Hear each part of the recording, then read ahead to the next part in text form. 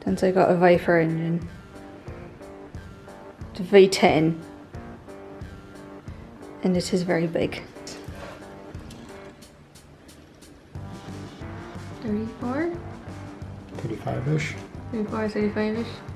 I can't guarantee I'm lined up on the back, but it should be close. It's close. Because it looks like it's almost lining up with this outermost part there.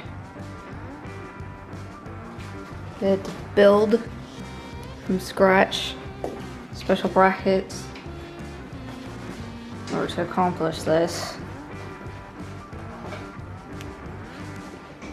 Also, had to get this transmission off. Okay, this is the source of most of the car work right now because it's raining outside. And the other two projects that need work are outside. But this one isn't. The thing about this Viper is that it's gonna go into this truck. This truck has not been on my channel yet, but this is one that is nicknamed Heck. It is a 54 International Harvester pickup truck. It is a, as you can see, R110. Which is like it's a 10 liter, or a 10 cylinder. Well, yeah, that's going in there. This is gonna go there. Somehow. This right here. New chassis for truck. Truck needs to be on new chassis. That engine can go in. This is suspension. The C5? C5. C5 Corvette suspension. Basically 2000 Corvette. 2005 Viper. Custom chassis. Custom chassis. 54 truck. And a 54 truck. All going together as one vehicle. Got a couple ideas. Yeah, I think he has a couple of ideas how to get rid of this because once it comes out. Giveaway on your channel. At least Hick won't have much use for it anymore. Come on, don't sell it short. That's a 1954 International Silver Diamond, probably, or Blue Diamond. It makes 93 horsepower on leaded gasoline. It has a 6-volt system and a single barrel oil bath carburetor. Okay, actually it's an oil bath air filter and a single barrel carburetor. So, I mean, if anyone wants this, you can call dibs on it. Just come and pick it up. You just gotta come pick it up because otherwise I don't know how else you'd get it. Those won't do. It's just a little old. They're also a little, like they're nice and tall, but the rims are a little small for Corvette brakes. So, new wheels. New wheels. Other parts. 8.3 liter V10 plus 19 gallon tank equal not good. I can't pass a gas station. Equal stop at every single gas station ever. Yes. For however long you're driving for. Yes. Yeah, that's not great. This came with a 16-gallon tank. That's worse than my 19-gallon tank. And the tank is on the outside of the frame. Do you know why that's a problem? Boom? On any side impact, yes. Because Boom. you got outside of vehicle, nice and squishy. Big old set of fuel, hard frame rail, squish, gas go everywhere, hit something warm, fire. Yeah, that's not good. I'm not willing to do that, which is why my gas tank needs to be within my frame rails. Yeah. Oh, yeah.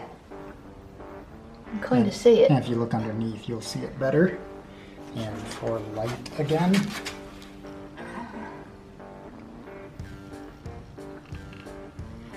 How far? Oh no, this just goes forward. It doesn't go back at all. It's here and literally just under the driver's seat. Yeah, now I found it. It's right there. Yeah. To be fair, if I got hit here, I'm dead anyway, so it's not my problem. Yeah. I mean, if you're not alive for the explosion's not really a problem. Yeah. You'd have a worse time. You're in the passenger seat, you might survive long enough to burn to death. Great! Sounds fun. Our junk-packed cab, because, well, we gotta put the parts we're not using somewhere for now. Well, we work on other stuffs. And of course, this one's on a rougher shape than Houston, because this is project number 2 after Houston. Which is why this still looks as rough as it is, because the chassis has to be done first, and then we can do everything around chassis after. Door locks. No driver door lock. There is a passenger door lock, so I can stop people from getting in that way. Okay. Wonder why one not the other. Interesting. Farmer fights people off, but cows want to get in on the other side. Damn cows! See, there's a lock cylinder over here. Oh, there is. On the passenger door. The lock on this side. Not on the driver's side. You know how with Houston or your Scout, you got that big blue thing? You pull the top off, you have that little black or paper filter. Yeah. Yeah, they didn't have that back in the 50s, and it didn't, because they clogged basically in a minute for farm trucks and farm vehicles. Yeah. So they came up with a smarter idea that worked well for them. This thing here, with the front not pointed towards the front. I'm sure that's very great. Air comes in here, goes down. There's actually a little bit of oil sitting in the bottom of this. With just a little bit of gap for air to get through. The air has to come down, do a U-turn to go get sucked back up, to do another U-turn to get pulled into that carburetor. Dirt has momentum, doesn't make that turn so well, hits the oil, gets stuck. So the oil is literally filtering out, or the oil in the U-bend filter out dirt and debris and stuff you don't want your engine breathing. If we were to open that right now, we'd probably see a bit of dirt and dead flies. Probably. And one thing that unfortunately doesn't work, but I love with this thing, that little divot or extra panel right on the tip of the cowl. That's an air intake for the cab. There's a lever inside that if this was greased up and working nicely, that whole thing pops up. And it's literally an air scoop to help push air into the cab.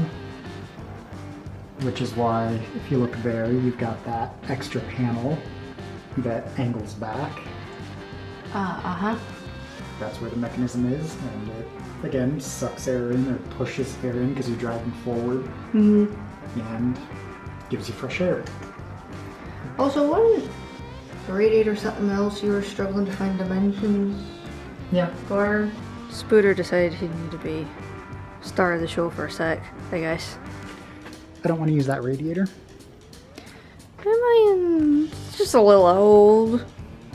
Probably. It's also a downflow, and you can't get as high pressures. And it has a few issues. I mean, you know, those few issues probably don't help it in being compatible with the very modern Viper engine. Yeah. I also hope to move the radiator forward any amount I possibly can to give what.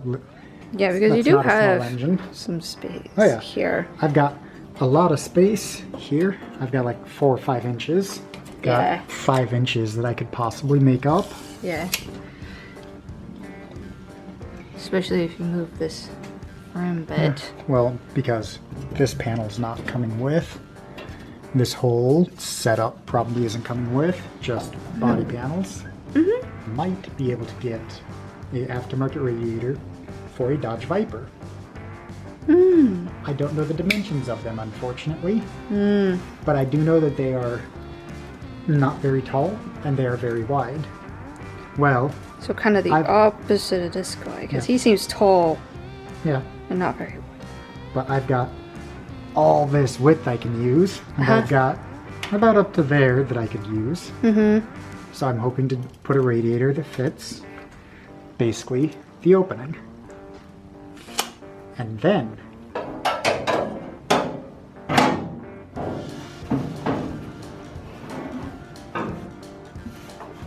lined up. That's correct. Close enough to correct enough.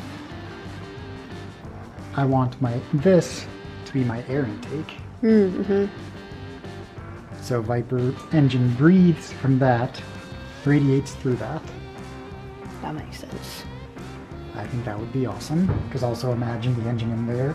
Especially with how the hood is shaped, it's very, Oh yeah. that's a big scoop. And just mass ram air intake, the faster you go, you get a little bit of positive pressure there.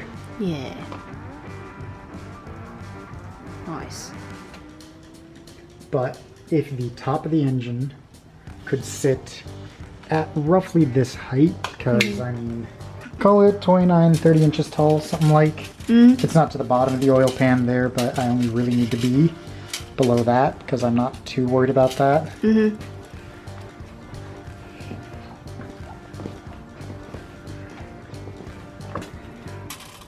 That's not hanging that far below the bumper.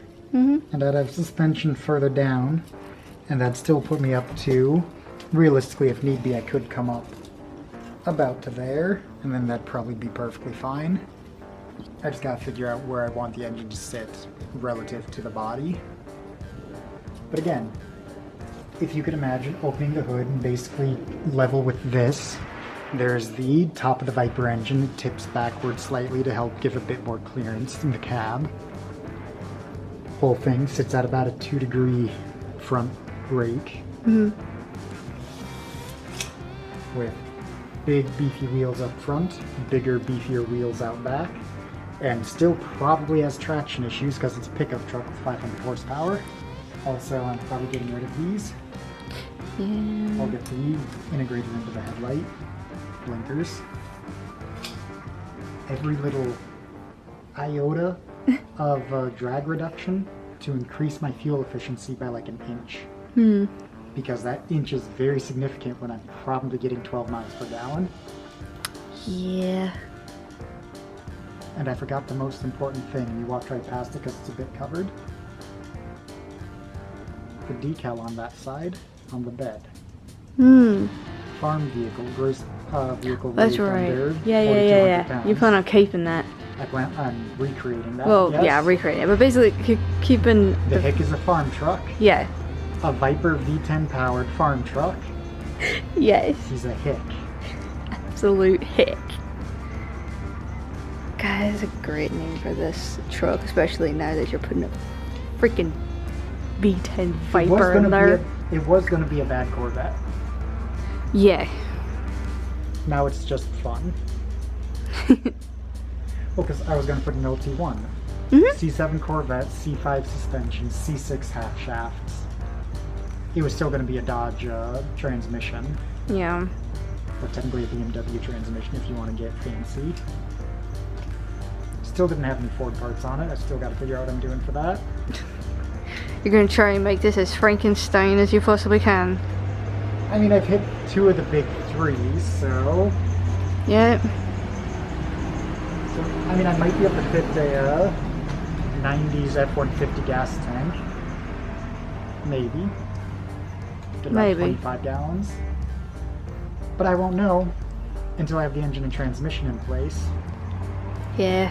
Because then I know what space is left in the middle of my chassis for a gas tank. True. Because even though you're not using this transmission, it still needs one. Yep. So we don't know yet what that's kind of looking like. No, I don't have exactly what long it is either. We won't know until it gets here. And it's not even bought yet. Nope. Makes sense to get the chassis stuff finished and figured out first. chassis done, or at least done enough to put body on, get the drivetrain in. And then with the drivetrain in, I can actually start working on it like it's a project vehicle, not a construction project. I need cross members, the permanent and the removable. I need engine mounts, body mounts. Basically the stuff that goes with getting body onto this.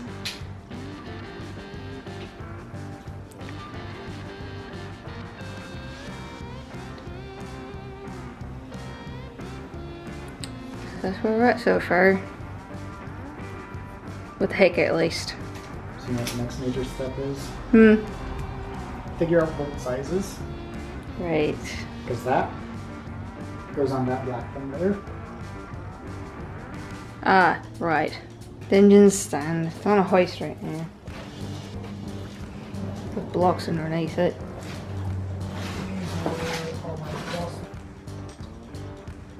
I need longers of these.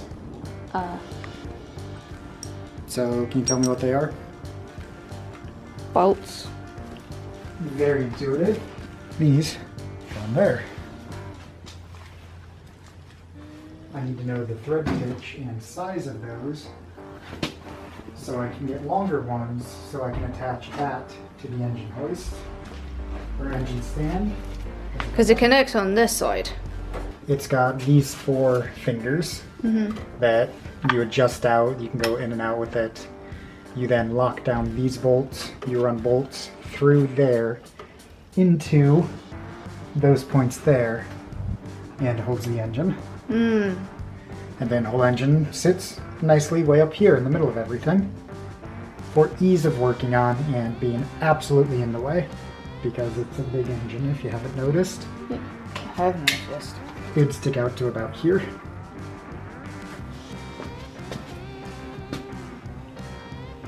It's a big engine. Yeah.